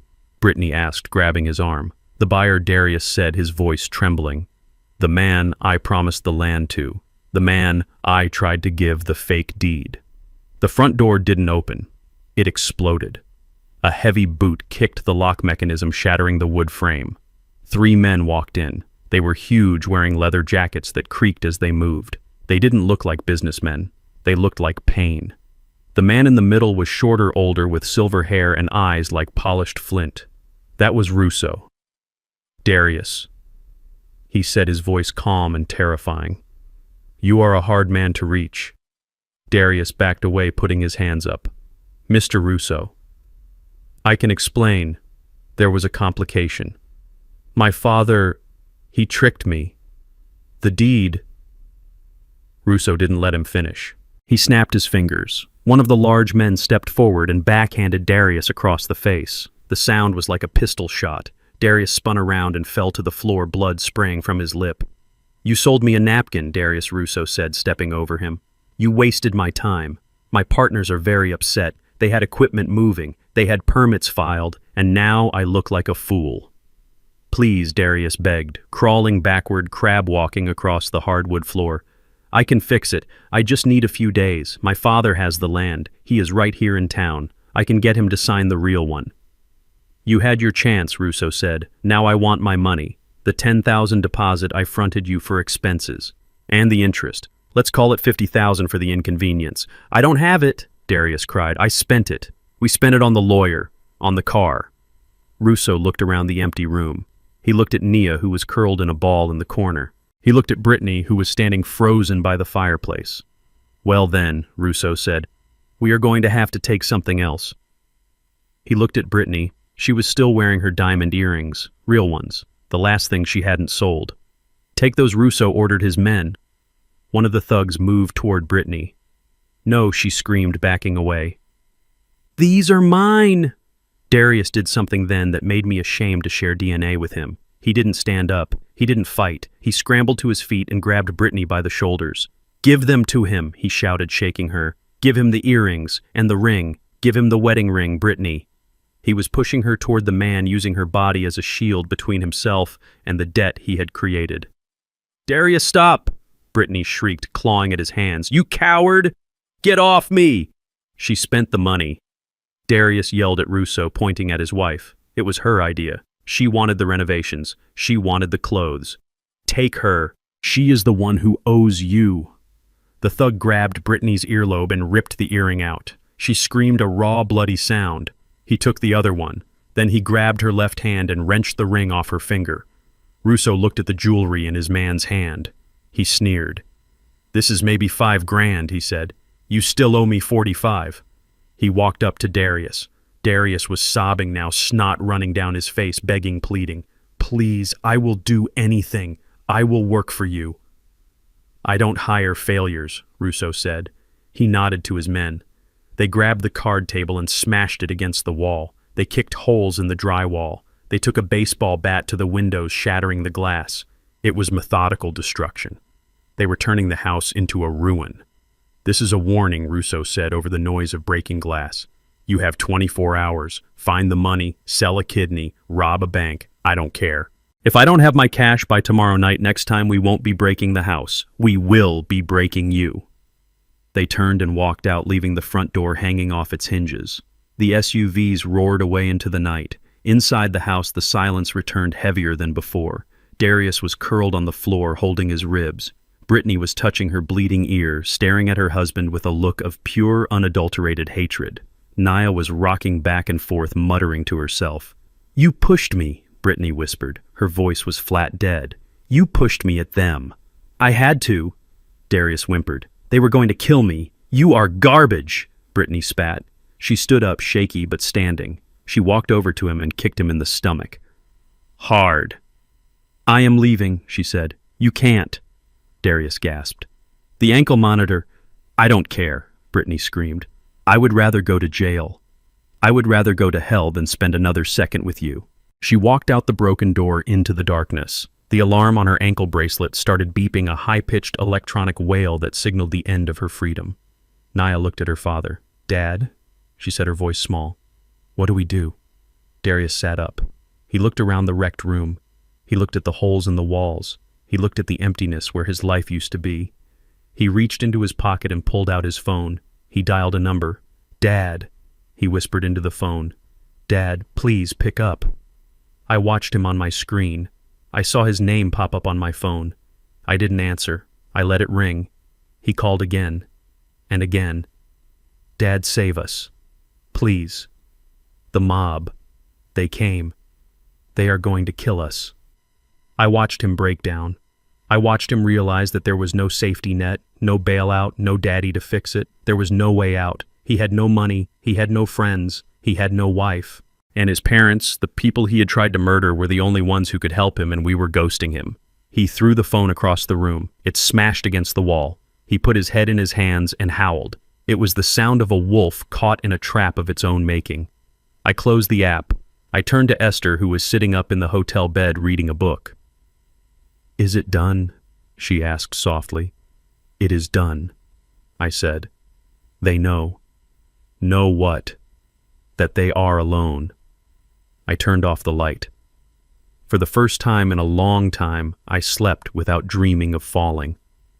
Tomorrow the police would come for the parole violation. Tomorrow the bank would finalize the foreclosure. But tonight justice had been served cold and brutal in the living room of the house they tried to steal. The blue lights of the police cruisers flooded the living room, illuminating the wreckage of what used to be my home. The silence that had followed Russo's departure was shattered by the wail of sirens and the shouting of SWAT officers. I had timed it perfectly. I knew Russo would come. I knew he wouldn't be able to resist the bait of a $10 million debt, and I knew Darius would be helpless to stop him. I stepped out of my rental car and walked up the driveway.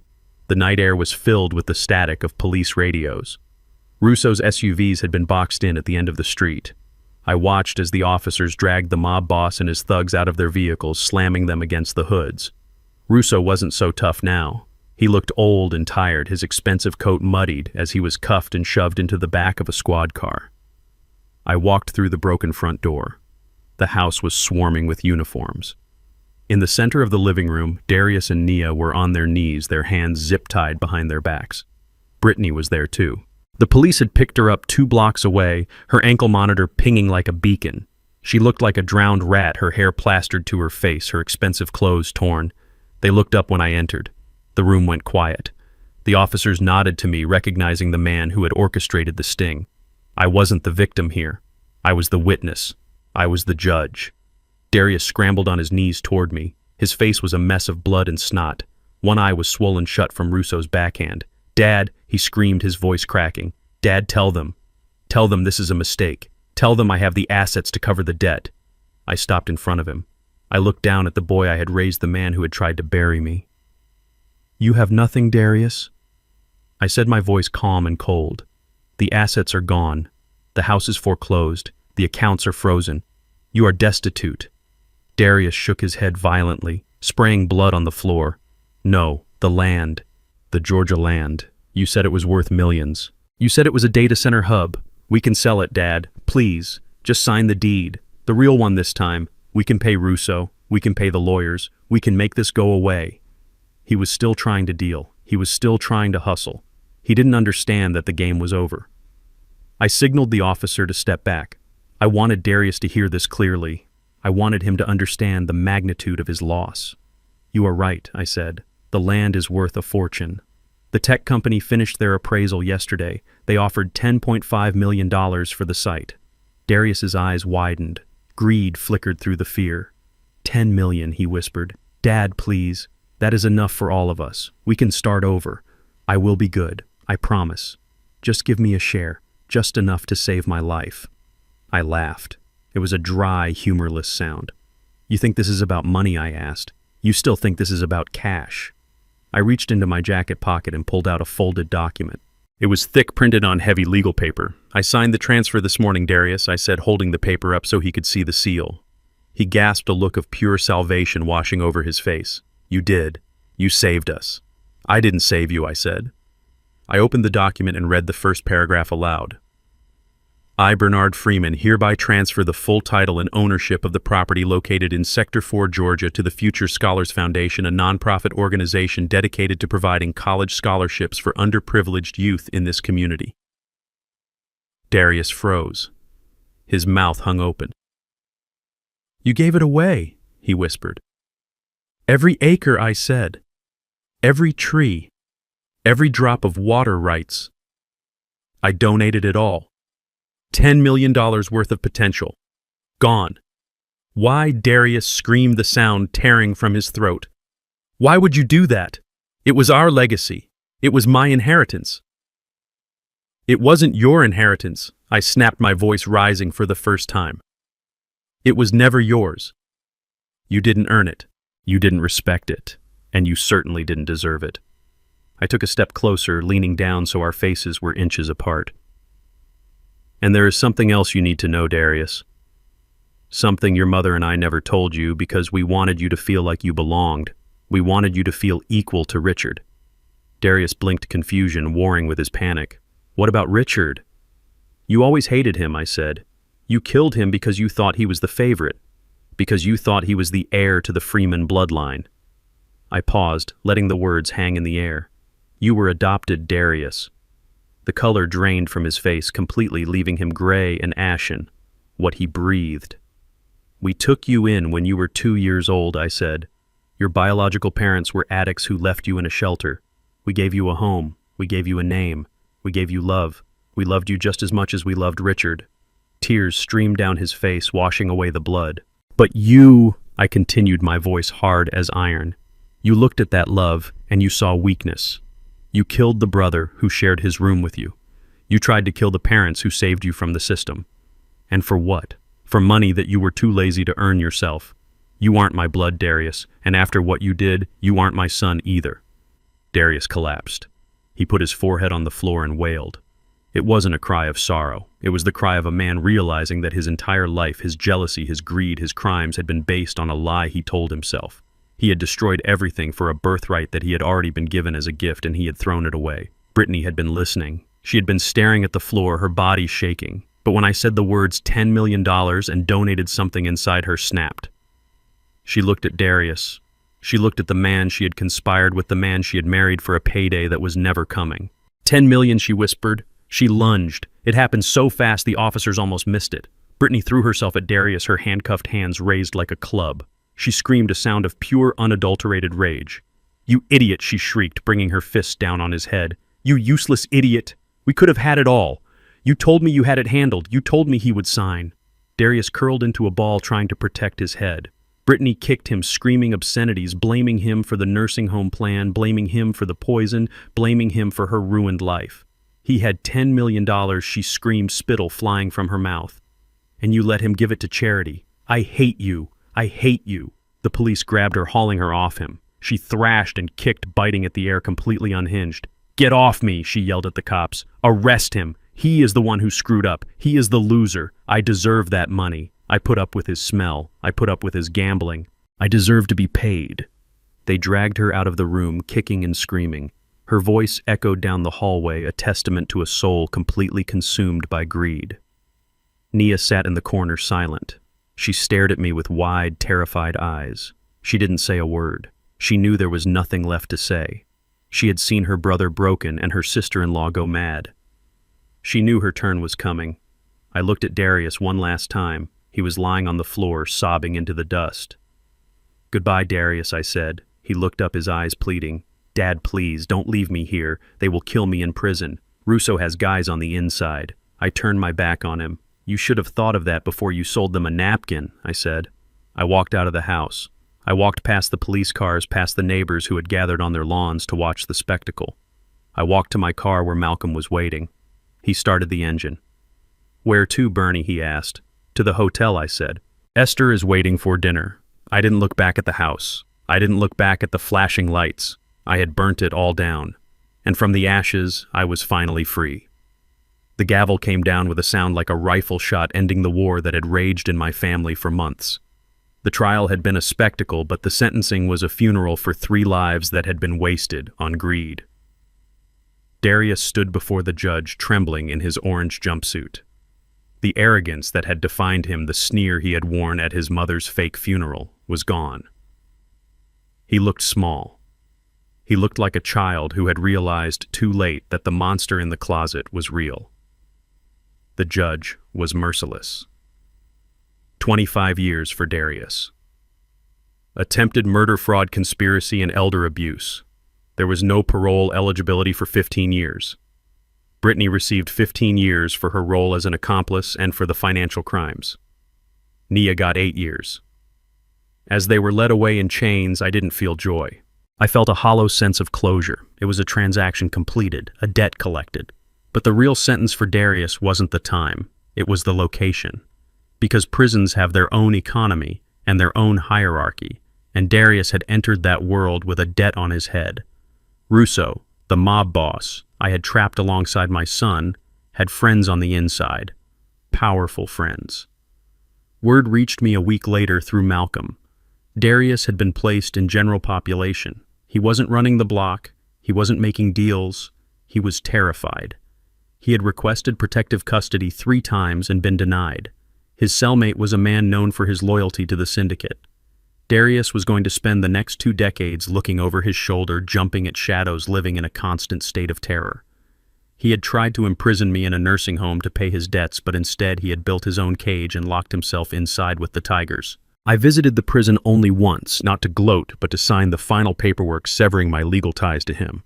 I saw him through the thick plexiglass. He had a black eye and a split lip. He pressed his hand against the glass, his eyes pleading. "Dad," he mouthed. "Help me. They are going to kill me." I looked at him, and I saw the man who had watched my wife suffocate. I saw the man who had pushed his brother off a cliff. I picked up the phone. "You made your bed, Darius," I said, my voice flat. "Now you have to sleep in it." I hung up the phone and walked away, leaving him screaming silently behind the glass. That was the last time I saw my son. The next step was exorcising the ghosts. The house on Elm Street was no longer a home. It was a crime scene. It was a mausoleum of betrayal. Every room held a memory I wanted to burn. The kitchen where Nia poisoned the soup. The bedroom where Darius drugged me. The basement where they tried to drill into my life savings. I couldn't breathe there anymore. The air felt heavy with the residue of their hatred. I didn't list it on the market. I didn't want strangers walking through judging the holes in the walls or the broken door. I called a developer. I knew a man who bought properties for the land value alone. I sold it to him for cash 2 days later. He told me he planned to bulldoze it and build 2 modern spec homes on the lot. "Good," I told him. "Knock it down. Grind it to dust. I don't want a single brick left standing." The day the bulldozers came, Esther and I parked down the street to watch. It should have been sad. That house had seen 40 years of our lives. It had seen Christmas mornings and birthday parties. It had seen us young and hopeful. But as the heavy machine clawed through the roof, tearing into the master bedroom with a screech of rending wood, I felt lighter. I felt the weight of the last 25 years, the weight of the secrets and the lies crumbling along with the drywall. When the chimney collapsed into a pile of red dust, I reached over and took Esther's hand. She squeezed it back. "It is just a house, Bernie," she said softly. "We are the home." We moved 3 days later. We didn't go to a retirement community. We didn't go to a quiet little cottage. We bought a penthouse in the city overlooking the harbor. It was on the 42nd floor. The security was tighter than Fort Knox. You needed a key card just to operate the elevator. There were doormen who knew our names and who kept the world at bay. The apartment was all glass and steel and light. It had no dark corners. It had no basements. It was open and free, just like us. We bought new furniture, modern, sleek things that had no history. We filled the space with art we actually liked, not the things we bought to look respectable for the neighbors. We started over. At 69 years old, we hit the reset button. Esther's recovery was slow but steady. The hypoxia had left her with a slight tremor in her left hand, but her mind was sharp as a tack. She started painting again, setting up an easel in the sunroom that overlooked the ocean. She painted storms. She painted turbulent, dark oceans crashing against jagged rocks. But in every painting there was a lighthouse, a single beam of light cutting through the dark. I knew who that lighthouse was. We adopted a dog. Not a golden retriever this time. We got a rescue, a scruffy terrier mix with one ear that stood up and one that flopped down. We named him Lucky. He slept at the foot of our bed and barked at the wind. He was perfect.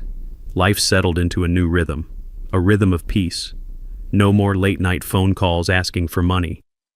No more tense Sunday dinners where we walked on eggshells trying not to upset the children who hated us. We woke up when we wanted. We ate what we wanted. We traveled. We spent a month in Tuscany drinking wine and eating pasta.